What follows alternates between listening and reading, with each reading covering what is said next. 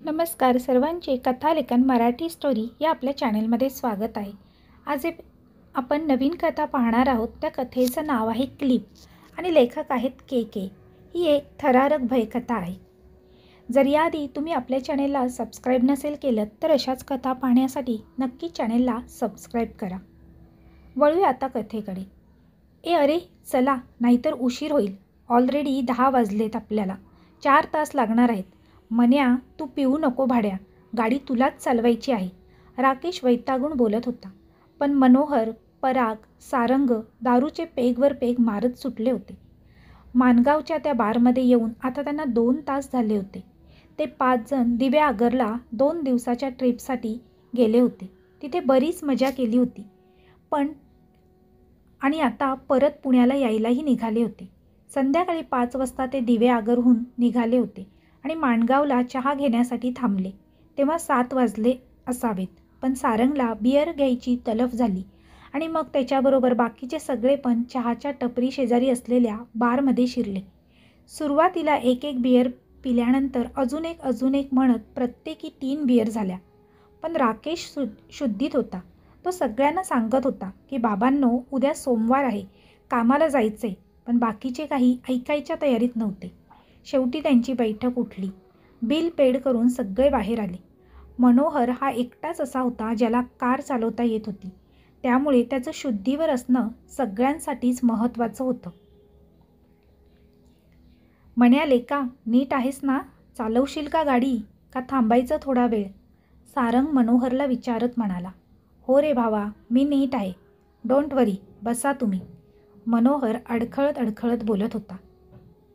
सगळे गाडीत बसले। मनोहरने गाडी चालू केली नि सर्वजण निघाले। तसा मनोहर व्यवस्थित चालवत होता, पण 2 दिवस झालेली दारू आणि समुद्रात खेळून तो बराच थकला होता। थकवाही जाणवत होता।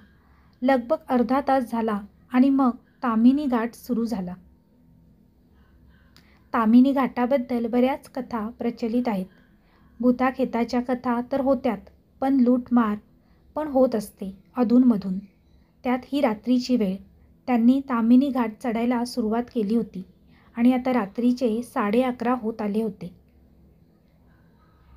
आता मात्र मनोहरचे डोळे मिटू लागले आणि एका वळणावर त्याचा गाडीवरचा कंट्रोल सुटला आणि गाडी रस्ता सोडून थोडी खाली उतरली। पण मनोहरने वेळीच सावरली आणि जोरात ब्रेक मारला आणि गाडी साईडला जाऊन थांबवली। मन्या, काय करतोय रे? झोपेत चालवतोयस का तू? राकेश त्याच्या अंगावर अगदी खेकसला।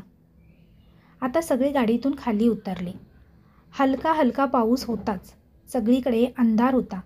चंद्राचा जो काय मंद प्रकाश होता तेवढाच, बाकी सर्वीकडे अंधारच अंधार होता। पराग सारंगला म्हणाला, मला नाही वाटत आत्ता अशा अवस्थेत याला गाडी चालवू द्यावी म्हणून। अरे आपल्यात कोणाला येते का गाडी? आणि रात्रीच्या वेळी इथं कुठं थांबतो? सारंग त्याला म्हणाला। मग काय करूया? मग काय अशा अवस्थेत गाडी चालवून जीव धोक्यात घालतो का? तरी मी सांगत होतो याला, लिमिटमध्ये पी, तुला गाडी चालवायची आहे म्हणून। आता बघ कुठे फसलो ते आपण। एका साईडला दरी, दुसऱ्या बाजूला टेकडी, त्यात हा ताम्हिणी घाट आहे।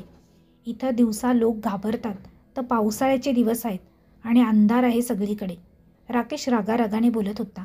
अरे ते बघ, तिथे उजेड दिसतोय, परागने समोरच्या टेकडीच्या पायथ्याशी असलेल्या एका पडक्या खंडर टाईप घराकडे बोट दाखवत म्हणले।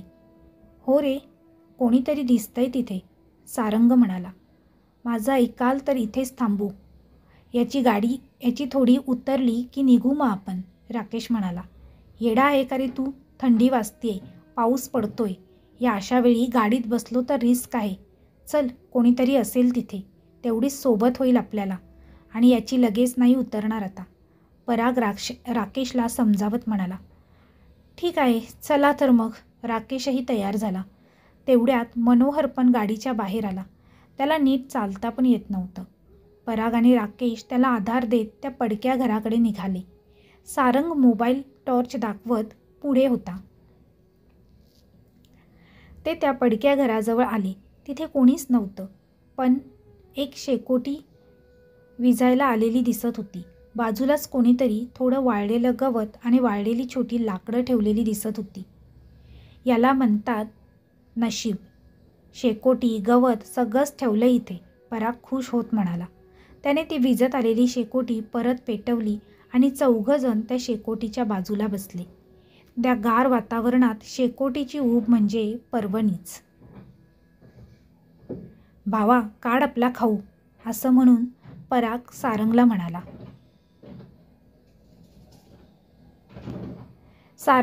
सारंगनेही खिशातून गांजाची पुडी आणि सिगारेटचं पाकिट काढलं. अरे काय तुम्ही, इथं पण चालू झाले का? राकेश वैतागून म्हणाला. त्याला थोडं विचित्र वाटत होतं, पण सारंग ऐकणार थोडीच होता.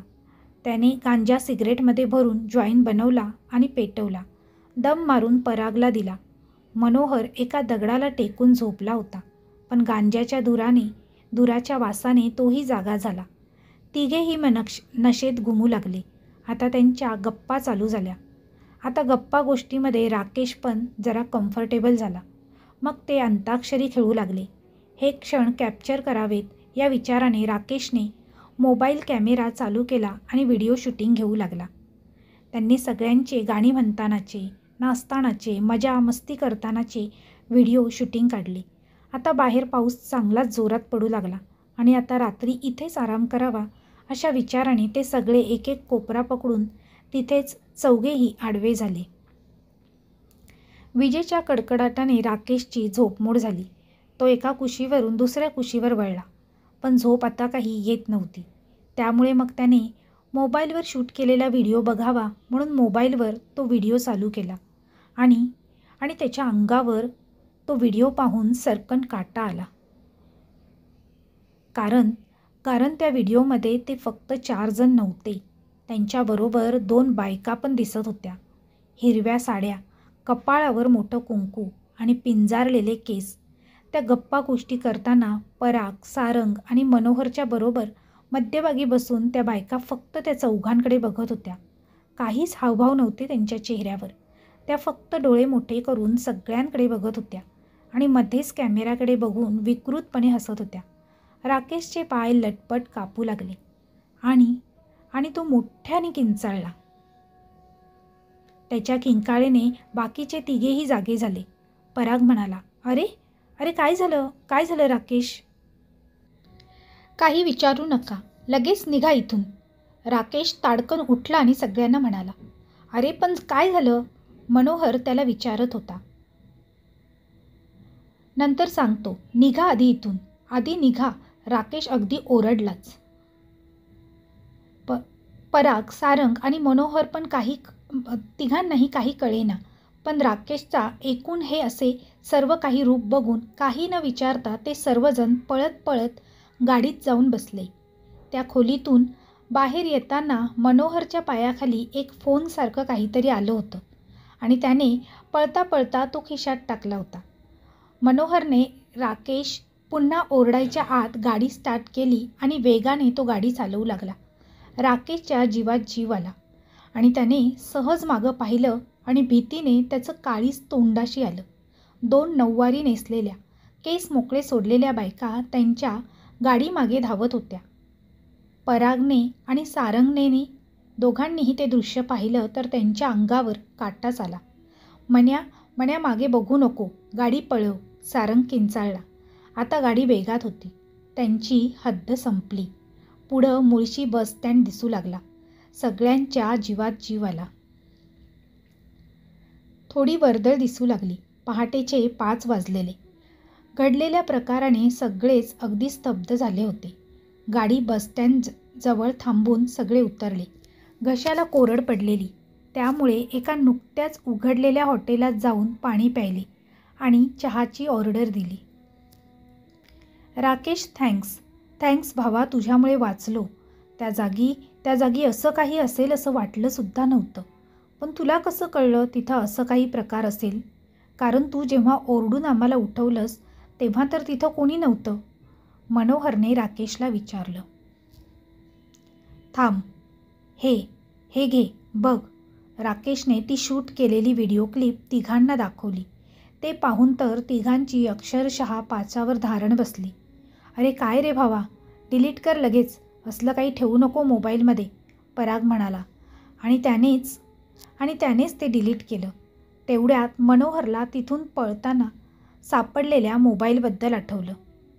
त्याने खिशातून तो बाहेर काढला आणि ऑन केला. मोबाईलमध्ये व्हिडिओ गॅलरी ओपन केली आणि त्यात एक व्हिडिओ क्लिप होती. तो व्हिडिओ त्याच पडक्या घरातला होता. त्या व्हिडिओत 2 मुलं आणि 2 मुली दिसत होत्या, शेकोटीभोवती गप्पा मारत बसलेल्या. त्यांच्यातील एक मुलगा व्हिडिओ काढत होता. आणि अचानक तो व्हिडिओमधून कुठून तरी त्या 2 बायका आणि केस मोकळे सोडून मध्येच बसून काहीतरी पुटपुटू लागल्या आणि मोठ्यांदा रडू लागल्या.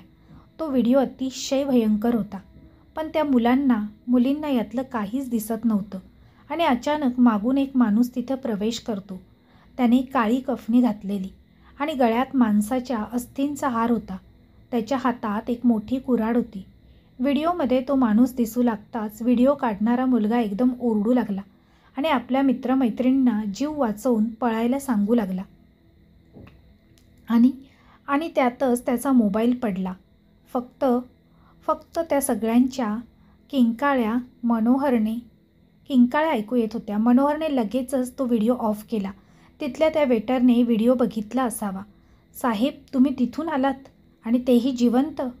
नशीबच म्हणावं लागेल. अहो, लई वंगाळ जागा आहे ती. तिथं 10 वर्षापूर्वी तिथं 2 बहिणी राहत होत्या, दोघी बी नवऱ्यांनी टाकलेल्या.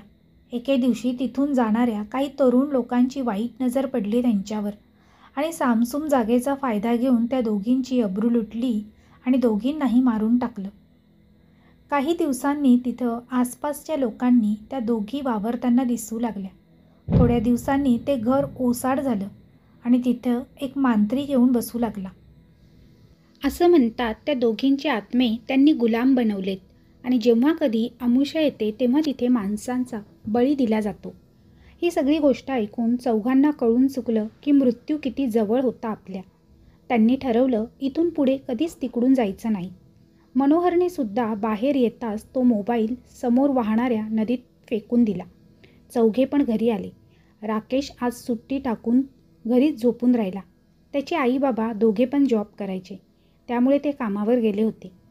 रात्रीचा प्रकार आणि थकव्यामुळे राकेशला पडल्या लगेचच झोप लागली.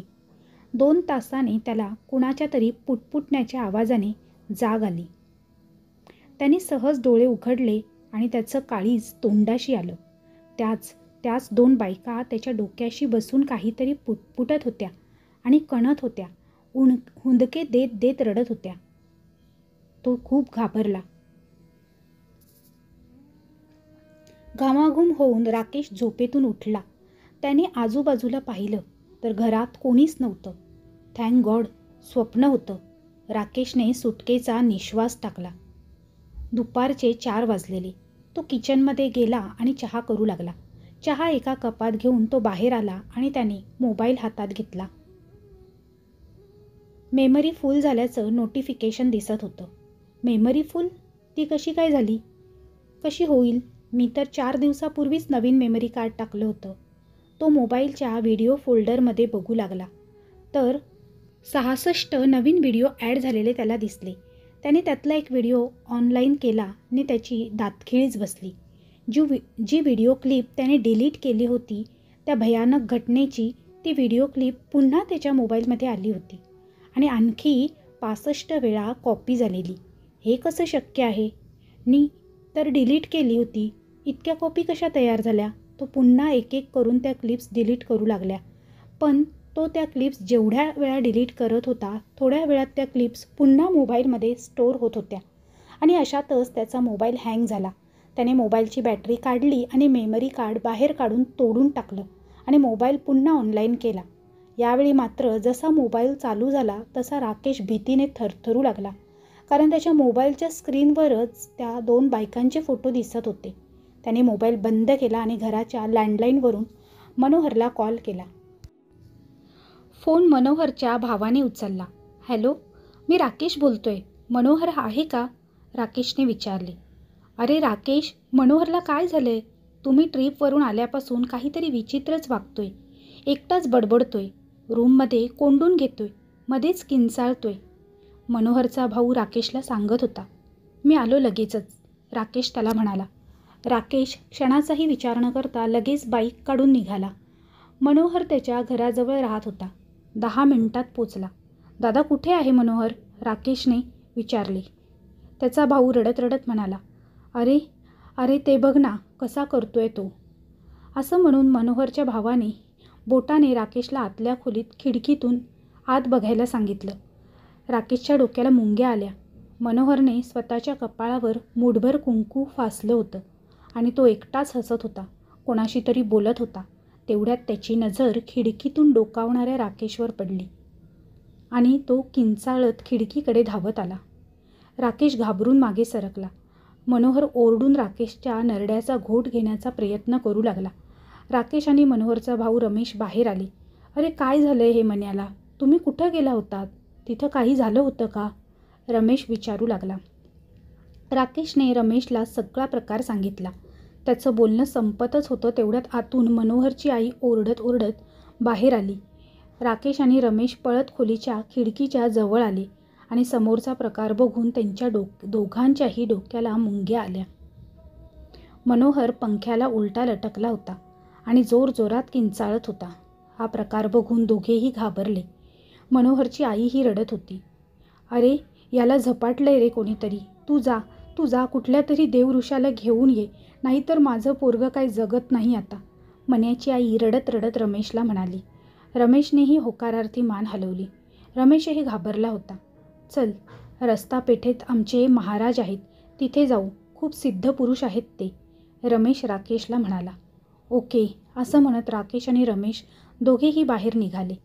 तेवढ्यात राकेश म्हणाला. एक काम कर, आधी माझ्या घरी चल, मोबाईल घेतो. महाराजांना ती क्लिप दाखवावी लागेल, राकेश त्याला म्हणाला. राकेशने घराचा दरवाजा उघडला आणि बेडरूममध्ये मोबाईल घ्यायला आत आला. मोबाईल घेऊन मागे वळला आणि भीतीने त्याचं काळीज तोंडाशी आलं. त्याच्या बेडरूमच्या शोकेसच्या वर त्याच 2 बायका बसलेल्या, केस मोकळे सोडलेले, त्यामुळे त्यांचे चेहरे दिसत नव्हते. त्या मध्येच पुटपुटत होत्या, मध्येच जनावरासारखं गुरगुरत होत्या, किंचाळत होत्या. तो घाबरतच आणि किंचाळतच बाहेर आला. रमेश लवकर चल, लवकर त्या महाराजांकडे गेलंच पाहिजे, हे सगळं हाताबाहेर जायच्या आत. राकेश मागे बसून देवाचं नाव घेत होता. रमेश गाडी चालवत होता. ते महाराजांकडे येऊन पोचले. पण दुर्दैव, महाराज बाहेरगावी गेलेले त्यांचा एक शिष्य होता तिथे. त्याने महाराजांना फोन केला आणि फोन रमेशकडे दिला. रमेश त्यांच्या चांगल्या परिचयाचा होता. रमेशने महाराजांना थोडक्यात प्रकरण काय ते सांगितलं. रमेश, एकूणच भयंकर परिस्थिती आहे. मी उद्या सकाळी पोचतो पुण्यात, मग बघू काय करायचं ते. सध्या तुम्ही मनोहरला खोलीत कोंडून ठेवा. काहीही झालं तरी दार उघडू नका. आणि सगळ्यात महत्त्वाचं, त्या मोबाईलमधली ती क्लिप कोणीही बघू नका. मोबाईल जवळ ठेवा, पण कुठं टाकून देऊ नका, कारण जे काही घडलंय त्या व्हिडिओ क्लिप आणि मोबाईलमुळे घडलंय, महाराज म्हणाले. ओके, रमेश म्हणाला आणि फोन ठेवला. एकूणच 24 तास खूप कठीण दिसत होते. तितक्यात राकेशचा फोन वाजला. समोरून सारंगची आई रडत रडत बोलत होती. अरे राकेश बाळा, सारंग तुझ्याबरोबर आहे का? नाही काकू. का, काय झालं? राकेशने विचारलं. अरे तुम्ही ट्रीपवरून आल्यापासून विचित्रच वागत होता. मग झोपला. मी बाहेर गेले होते. आता येऊन बघितलं तर नव्हता, त्याची आई म्हणाली. काकू तुम्ही घाबरू नका, मी बघतो, शोधतो त्याला, राकेश धीर देत म्हणाला. रमेशला समजलं काय झालं असेल ते. कुठं गेला असेल हा? राकेश विचार करत म्हणाला. मी सांगू, तो तिकडेच गेलाय जिथे हे सगळं घडलं. रमेशने अंदाज बांधला. राकेशने त्यानंतर परागला कॉल लावला. पराग, कुठे आहेस? ठीक आहेस ना तू? तिकडं मण्याला झपाटले, येड्यासारखा करतोय, आणि सारंग पण घरातून गायब आहे, राकेश परागला म्हणाला. मी ओके आहे रे, पण पराग मध्येच बोलता बोलता थांबला. पण काय? राकेशनेही विचारलं. पण या दोघी नीट नाही आहेत. माझ्या मानेवर बसून सारखा म्हणतायत, आमच्याबरोबर चल, आमच्याबरोबर चल. सारख्या कानात काहीतरी खुसफुस करतायत. माझ्या अंगातील सगळी ताकद गेली आहे रे. पराग निर्विकारपणे बोलून गेला. त्याचं ते बोलणं ऐकून राकेशची पाचावर धारण बसली. तो खूप घाबरला. ओह नो, पराग पण. राकेशला काहीच कळत नव्हतं. पण मग मी अजून नॉर्मल कसा? राकेशने स्वतःलाच प्रश्न केला. त्या तिघांनाही काही ना काही झाले. मीच अजून कसा व्यवस्थित आहे, त्याला प्रश्न पडला. आता आपण काय करायचं ते सांग, रमेश म्हणाला. सारंगला शोधू पहिलं आणि त्याच्या घरी सोडू. गुरुजी येतील आणि मग तेच काहीतरी करू शकतील, राकेश म्हणाला. ते बाईकवरून सारंगच्या घरी पोहोचले तर त्याची आई दरवाजातच उभी होती. भीती आणि काळजी तिच्या चेहऱ्यावर स्पष्ट दिसत होती. हा सर्व प्रकार पाहून ती खूप घाबरली होती. काकू आला का सारंग? राकेशने विचारलं. हो आलाय, पण ती बोलता बोलता थांबली आणि आतमध्ये घाबरत घाबरत बोट दाखवले. पुढचं दृश्य कुणाच्याही हृदयाचे ठोके चुकवेल असे होते. एक नऊवारी साडी घातलेली बाई पाठमोरी बसून काहीतरी खात होती. ते कोण आहे? राकेशने विचारलं. त्या आवाजाने ती बाईने मान वळवली. ती कोणी बाई नव्हती तर तो सारंग होता आणि त्याने नुकतंच एक कोंबडं कच्चं खाल्लं होतं. त्याच्या तोंडाला रक्त लागलेलं आणि डोळे अगदी लाल झालेले. राकेशला बघवलं गेलं नाही. त्याने दार बंद करून सारंगच्या आईला विचारलं की हे सगळं काय आहे? तुम्ही मगाशी म्हणालात की तो कुठेतरी बाहेर गेला होता. हो रे, तो बाहेरून आत्ता आला. त्याच्या हातात एक पिशवी होती. बेडरूमचं दार लावून घेतलं आणि बाहेर आला. तेव्हा हा असा हातात ते मेलेलं कोंबडं. आई रडत रडत त्या दोघांनाही सांगत होती.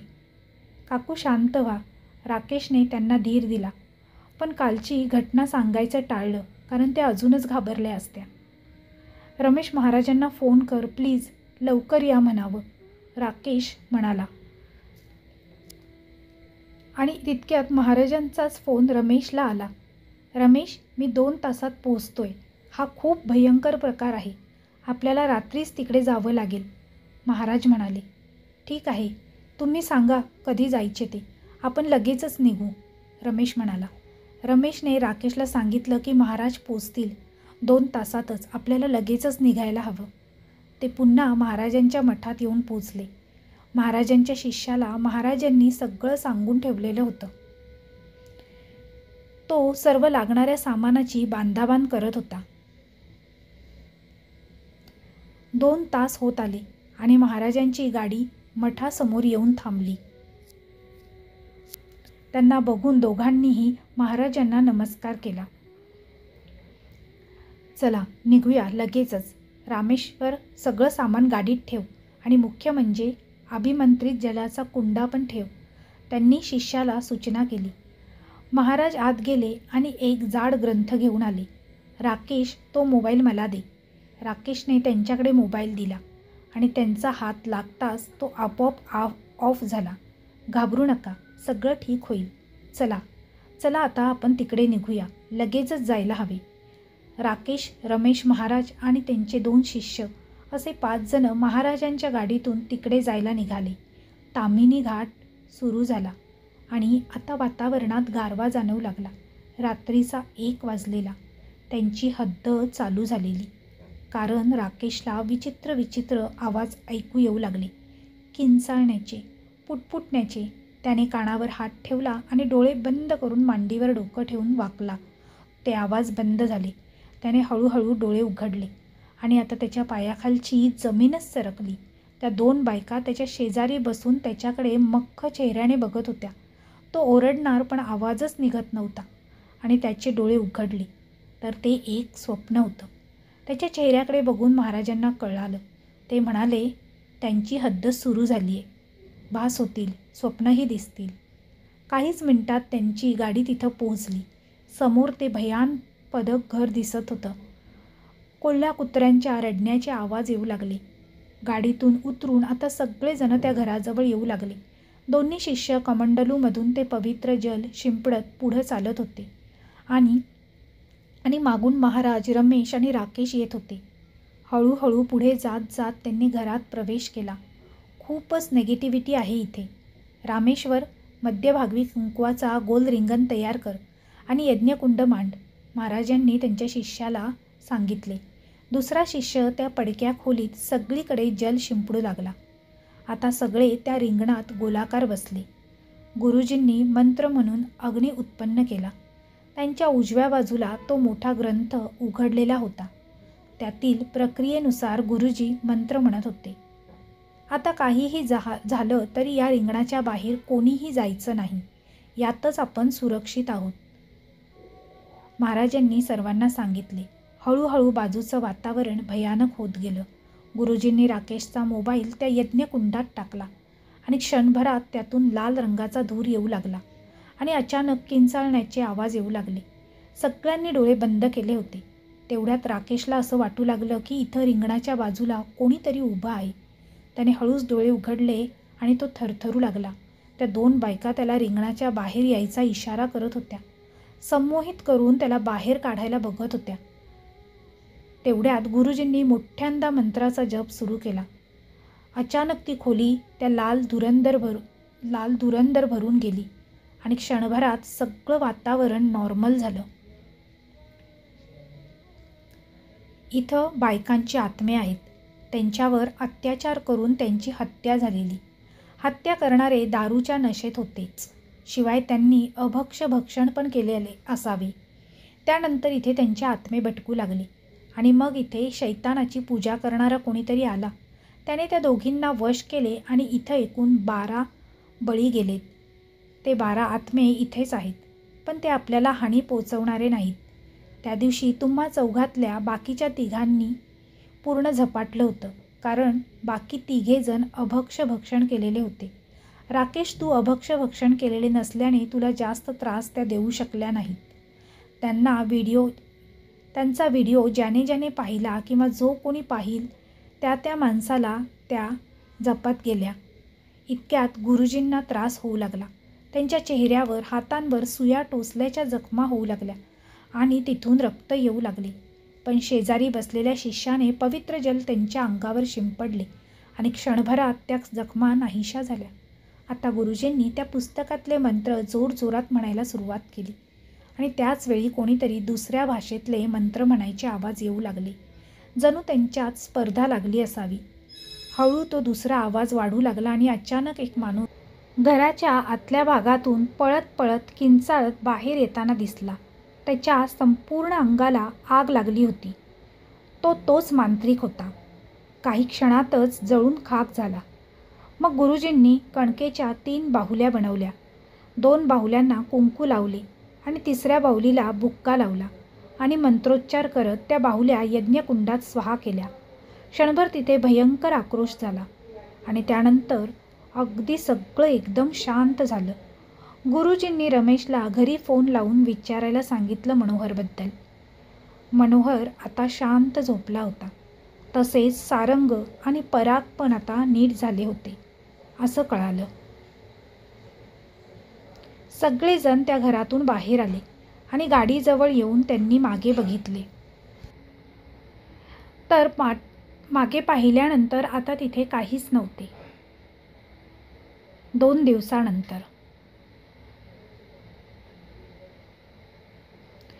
दिवसानंतर रजनी आणि शेवंता नदीवर भांडी घासत बसल्या होत्या. इतक्यात रजनीचं लक्ष बाजूला गेलं. तिथे काहीतरी होतं. शेवंते, हे बघ काय, मोबाईल. रजनी खुश होऊन शेवंताला म्हणाली. तिने तो फोन घेऊन ती घरी आली. पापाच्या चार्जरला लावून ती स्वयंपाकघरात गेली. अर्ध्या तासांनी येऊन बघितलं तर मोबाईल चार्ज झालेला होता. तिने तो फोन चालू केला आणि तेवढ्यात तिला दूध चुलीवर ठेवल्याची आठवण झाली. ती मोबाईल तिथेच ठेवून आतमध्ये पळाली. चुलीवरचं दूध तिच्या लक्षात आलं होतं आणि गॅस बंद करून ती बाहेर आली. तिच्यासमोर 2 नऊवारी नेसलेल्या बायका केस मोकळे सोडून बसल्या होत्या आणि त्यांच्या बाजूलाच 2 तरुण मुलं आणि 2 तरुण मुली बसलेल्या. दोन्ही मुलींची रक्तबंबाळ शरीर धडाला लोंबत होती आणि आणि मुलांच्या छातीतून रक्त वाहत होते. समाप्त. तर मित्रमैत्रिणींनो, ही छोटीशी भयकथा तुम्हाला कशी वाटली हे कमेंटद्वारे कमेंट करून नक्की कळवा. कथा आवडली असेल तर तुमच्या मित्रपरिवारांसोबत शेअर करायला विसरू नका. त्याचप्रमाणे आमचा मराठी कथालेखन हा चॅनल आवडला असेल तर चॅनेलला सबस्क्राईब नक्की करा. पुन्हा भेटूया अशीच नवीन भयकथा घेऊन. तोपर्यंत सर्वांना धन्यवाद. Bye bye.